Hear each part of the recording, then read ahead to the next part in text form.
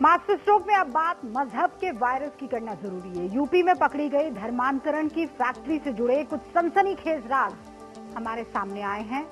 खुल गया धर्म के धंधेबाजों का राज। ये वायरस से कम थोड़ी है। कोरोना के वायरस और मजहब के वायरस को आपने देखा।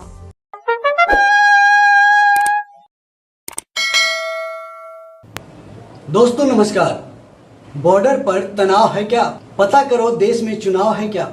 ये लाइनें मुझे बरबस याद आई जब पिछले 2 दिनों से लगातार मुख्य धारा की मीडिया की ओर से लगातार बार बार एक ही मुद्दे पर डिबेट और सोच किए जा रहे थे। तब बरबस ये लाइनें मेरे दिमाग में कौंध गई। मैं सोचने को मजबूर हो गया कि आखिर माजरा क्या है। 7 साल देश के मुख्य पद पर, प्रधानमंत्री के पद पर हिंदू हृदय सम्राट श्री नरेंद्र दामोदर दास मोदी जी के बैठने के बावजूद आज हिंदू खतरे में है, और वो भी उस राज्य में जहां पर गोरखपुर के मठाधीश खुद योगी आदित्यनाथ पिछले 5 सालों से मुख्यमंत्री के पद पर काबिज थे। आखिर ऐसा क्या कुछ हुआ कि वापस वहां पर हिंदू खतरे में आ गया? दोस्तों, इस मामले में मैं आगे कुछ कहूं उससे पहले मुख्य कारण आपको बताता हूं। दरअसल पिछले दिनों एक व्यक्ति जो पहले हिंदू था अब मुस्लिम है, वो पकड़ा जाता है उत्तर प्रदेश एटीएस के द्वारा। उस पर आरोप है कि वह हजारों लोगों को, मतलब हजारों हिंदुओं को जबरन मुस्लिम बना दिया। दरअसल उस व्यक्ति का पुराना नाम श्याम गौतम है, श्याम सिंह गौतम, और अब उमर गौतम, जिसके बारे में एटीएस यह दावा कर रही है कि उमर गौतम एक इस्लामिक दावा सेंटर चलाते हैं, जिसकी आड़ में वो खास करके महिलाओं और मूक बधिर बच्चों को अपना निशाना बनाते हैं, और इसके लिए पाकिस्तान की आईएसआई से उन्हें फंडिंग भी हो जाती है। दोस्तों, इस दावे में कितना सच है कितना झूठ है ये तो आने वाला वक्त बताएगा, या फिर नहीं भी बता सकता है, क्योंकि ऐसे बहुत सारे मामलात इस देश में हुए जो ना सिर्फ राजकीय थे बल्कि राष्ट्रीय थे। परंतु जब वो मामला आया तो कहीं ना कहीं देश में चुनाव था, और जब अब उस मामले के तह में जाना चाहेंगे तो आपको शायद उस मामले की ताजा तरीन जानकारियां भी हासिल ना हो पाए। दोस्तों, विषय से भटकने से पहले मैं ये क्लियर कर दूं, जिस तरह का दावा उत्तर प्रदेश एटीएस उमर गौतम और उनके तमाम जो शागिर्द हैं उनके बारे में कर रहे हैं, अगर ये सच है तो ये बात बिल्कुल ही घिनौनी है कि किसी धर्म विशेष के व्यक्ति को बहलाकर फुसलाकर किसी तरह का प्रलोभन देकर एक धर्म विशेष को अपनाने के लिए मजबूर किया जाता है। यह किसी भी धर्म के लिए सही नहीं हो सकता, चाहे वह कथित रूप से इस्लाम के लिए ही काम क्यों नहीं कर रहा हो। इस्लाम धर्म भी इसकी इजाजत कतई नहीं देगा। और दोस्तों, मैं चाहता हूं कि इसकी निष्पक्ष जांच हो और इस व्यक्ति पर कानून सम्मत कार्रवाई होनी ही चाहिए। लेकिन दोस्तों, मैं इसके दूसरे पहलू पर जाना चाहूंगा। अगर आपने श्याम सिंह गौतम का बयान सुना होगा, पुराना वीडियो सुना होगा, या फिर ताजा न्यूज में आप उसके बयान को पढ़े होंगे, तो आपको एक बात नजर आई होगी कि श्याम सिंह ने कहा कि हम जब बचपन से बड़े हो रहे थे तब अक्सर हमें बताया जाता था कि आप बड़ी जाति से हैं, ऊंची जाति से, ये लोग छोटी जातियों से। इस तरह की भावनाएं उनके अंदर आ रही थी। उन्हें लगता था कि हम कैसे धर्म को बिलोंग करते हैं कि यहाँ पर एक धर्म के होते हुए भी लोग ऊंच नीच की बात कर रहे हैं। हो सकता है किसी धर्म में थोड़ा कम हो, थोड़ा ज्यादा हो, लेकिन है तो जरूर।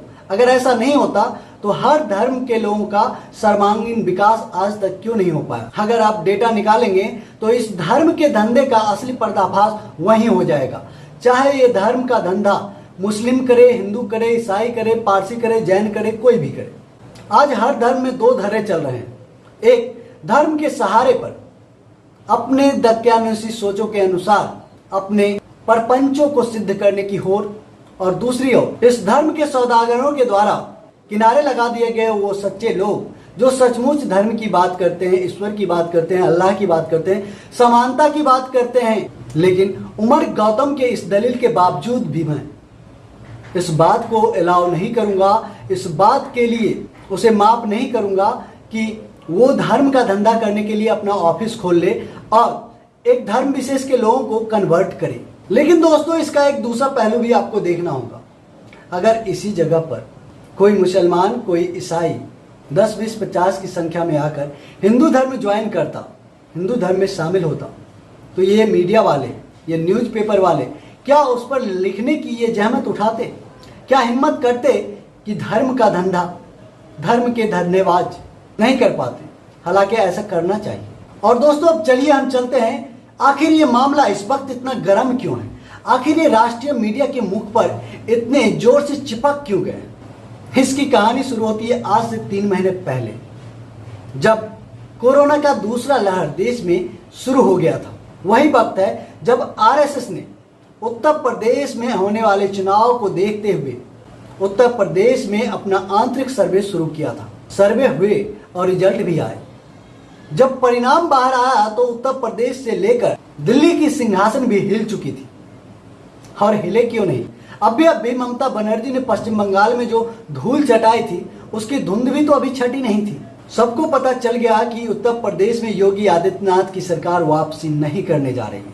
इसके बाद युद्ध स्तर पर शुरू हुआ आगामी चुनाव में इस तस्वीर को बदलने की कवायद। और इसमें न सिर्फ उत्तर प्रदेश भाजपा के अधिकारी, न सिर्फ उत्तर प्रदेश के मुख्यमंत्री, न सिर्फ उत्तर प्रदेश संघ के प्रमुख, बल्कि देश भर के दिग्गज संघी और प्रधानमंत्री पद पर बैठा आरएसएस का प्रमुख प्रचारक नरेंद्र दामोदर दास मोदी भी ऐसे वक्त में भागे भागे बीजेपी कार्यालय पहुंचे जब देश में कोरोना की दूसरी लहर के प्रकोप से हजारों हजार लोग हर रोज मौत की मुंह में समा रहे थे। ऐसे वक्त में देश के प्रधानमंत्री के पद पर बैठा संघी प्रधानमंत्री नरेंद्र मोदी को देश के लोगों की मौत इतना इंपॉर्टेंट नहीं लगा, इतना खतरनाक नहीं लगा, देश के हालात इतने नाजुक नहीं लगे जितने नाजुक और जितना महत्वपूर्ण उत्तर प्रदेश का आगामी चुनाव जीतना महत्वपूर्ण लगा। आखिर यही प्रमुख कारण रहा कि इतना बड़ा मौत का बवंडर देश की जनता को अपने काल के गाल में समाता देखते हुए भी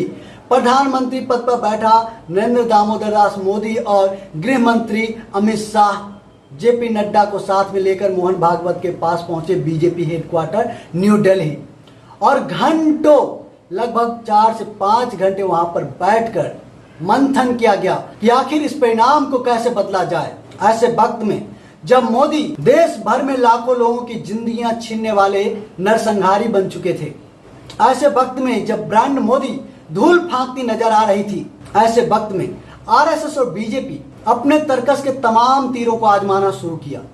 आपको याद होगा इसी तर्कस का एक तीर संबित पात्रा और छत्तीसगढ़ के पूर्व मुख्यमंत्री रमन सिंह के द्वारा पेश किया गया कांग्रेसी टूलकिट भी था। यह और कुछ नहीं, ब्रांड मोदी पर लाखों लोगों की मौत के परछाई पर ढकने के लिए एक पतला सा कपड़ा था जो काम नहीं कर पाया। इसके बाद बाबा रामदेव ने एलोपैथिक डॉक्टरों और एलोपैथी दवाई सिस्टम पर पुरजोर हमला बोला, एक के बाद एक हमला बोला, यहां तक बोला कि किसमें हिम्मत है कि मुझे गिरफ्तार कर ले। देश भर के हजारों डॉक्टर्स ने उनके खिलाफ प्रोटेस्ट किया। आईएमए ने उन्हें माफी मांगने की धमकी दी, इसके बावजूद पट्टा हिला नहीं। और इस सब के पीछे एक ही कारण था, ये बाबा रामदेव के द्वारा कोई नासमझी में उठाया गया कदम नहीं था। यह भारतीय जनता पार्टी और आरएसएस राष्ट्रीय स्वयं सेवक संघ का एक अचूक तीर था जो मोदी को बहुत हद तक नरसंहारी डिबेट से बाहर लाता दिखाई दिया। और अभी अभी जिसका इनाम बाबा रामदेव को दिया भी गया है, हालांकि इसके बारे में हम कभी और चर्चा करेंगे। लेकिन दोस्तों मुझे बताइए कि क्या ये मामला जो धर्म परिवर्तन का है कि इतना बड़ा है आज के दिन में कि उस पर पिछले 2-3 दिनों से डिबेट चल रहा है, देश का प्रमुख मुद्दा बना हुआ है, देश के तमाम जो न्यूज़पेपर हैं, अखबार हैं, उसकी सुर्खियां बनी हुई है। क्या देश में जो कोरोना की दूसरी लहर से जो मौत के आंकड़े थे या आज भी जो सैकड़ों लोग मर रहे हैं, लगभग 1000 लोग आज भी मर रहे हैं, क्या उनकी मौत से ज्यादा बड़ा ये प्रमुख मुद्दा हो गया धर्मांतरण का? भूखमरी से बड़ा मुद्दा हो गया, बेरोजगारी से बड़ा मुद्दा हो गया, देश की अर्थव्यवस्था जो कोमा में जा चुकी है उसकी बदतर स्थिति से भी बड़ा मुद्दा है ये? नहीं दोस्तों, बिल्कुल भी बड़ा मुद्दा नहीं है। ये पकड़ा गया है और इस पर कानून सम्मत कार्रवाई होगी, होनी ही चाहिए। लेकिन आज देश की मीडिया को देश के ज्वलंत मुद्दों पर बात करनी चाहिए, तो ऐसे वक्त में भी बीजेपी के एजेंडे पर काम कर रही है। ये बहुत ही शर्मनाक है। परंतु देश की मीडिया और अखबारों ने जो ये एजेंडा चलाया है उसके लिए तो हम इतना ही कह सकते हैं, हारते को धर्म का सहारा। लेकिन जाते जाते दोस्तों ये भी मैं दावा कर देता हूँ, एन केन प्रकारेण मोदी चाहे तो ये चुनाव जरूर जीत सकते हैं, क्योंकि वो एंटायर पॉलिटिक्स में डिग्री जो हासिल किए हुए हैं। लेकिन अगर एन के एन प्रकारेण नहीं हुई तो उत्तर प्रदेश की योगी आदित्यनाथ सरकार को इतिहास बनने से कोई रोक नहीं सकता और भारतीय जनता पार्टी के लिए यह हार देश की सत्ता उनके हाथों से छीनने की सीढ़ी समान होगी। बहरहाल दोस्तों, इस टॉपिक पे इतना ही। अगर हमारी प्रस्तुति आपको अच्छी लगी तो वीडियो को लाइक करें, शेयर जरूर करें और जो दोस्त पहली बार हमारे चैनल न्यूज भारती पर आए हैं, आपसे निवेदन है कि हमारे चैनल को सब्सक्राइब कर लें और बेल आइकन को जरूर दबा दें ताकि हमारा हर एक वीडियो सबसे पहले आपको मिले। जय हिंद, जय भारत, जय संविधान।